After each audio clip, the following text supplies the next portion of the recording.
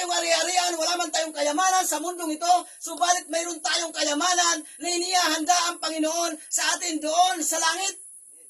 Dito sa lupa mga kapatid, pinag-aawayan ang lupa, nagpapatayan, magkapatid, nagpapatayan dahil sa lupa. Pero tandaan natin mga kapatid, hindi natin kayang dalhin sa langit ang lupa. Amen. Ang tanging madadala natin sa langit, yung ating pananampalataya sa Diyos, yung ating paglilingkod sa Panginoon, yung ating pagsunod sa Diyos. Amen ba? Amen. Pero ang mga tao, wala ibang ginawa kundi mag-agawan. Mag-agawan ng teritoryo, mag-agawan ng lupa. Kaya mga kapatid, wag kayong mainggit dun sa mga mayayaman na sakim. Alam niyo bakit? Yung mga mayayaman na wala nang ibang ginawa kundi magpayaman, kunin yung mga lupa, na mga mahihirap, na maliliit, kunin yung lupa. Huwag kayong mainggit doon. Kasi pagdating sa kabilang buhay, lamang tayo sa kanila. Amen. Hello? Amen. Lamang tayo sa kanila, wala man tayong lupa dito, pero mayroon tayong hari-hari, mayroon tayong kayamanan sa langit. Amen po ba? Amen. Tandaan natin mga kapatid, ang tunay nating tahanan na talagang destinasyon nating talagang panghabang buhay, wala dito sa lupa, kundi doon sa langit. Amen. Hindi ba? Palakpakan natin ang Diyos. Amen. Wala dito. Amen. So kaya minsan huwag tayo mahinggit kung mayroong mga yumayaman, kung mayroong umaasenso, huwag tayo mahinggit sa kanila kung sila man kung sila ay wala sa Panginoon, huwag natin silang kainggitan. Di ba? Mas maganda kung umaangat ka sa buhay, mayroong kang Kristo sa iyong puso. Amen. Purihin ang Panginoon. Mahirap na yung umaangat ka, wala ka namang Kristo sa puso. Wala rin. Hallelujah.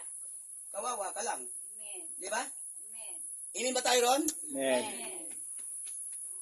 Wala to. Okay. Sabi sa verse 2, ano sabi niya? Sabi niya doon, sa pamamagitan ng pagsampalataya kay Jesucristo, no?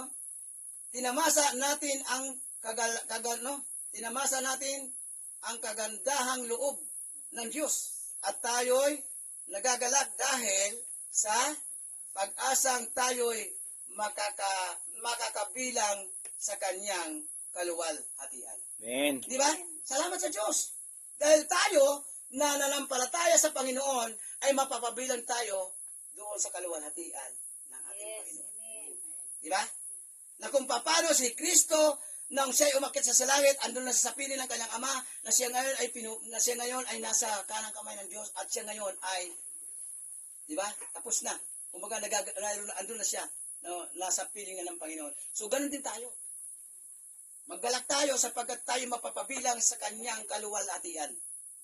Makakasama tayo ng Panginoon sa kanyang kaharian. Di ba? Napakasarap pakinggan, napakasarap isipin na tayo kahit na tayo mahirap, kahit na tayo ay isang kumbaga wala man tayong kayamanan sa mundong ito, subalit kung mayroon tayong pananampalataya sa Diyos at kung tayo ay mayroon pong pag-asa sa buhay. Amen.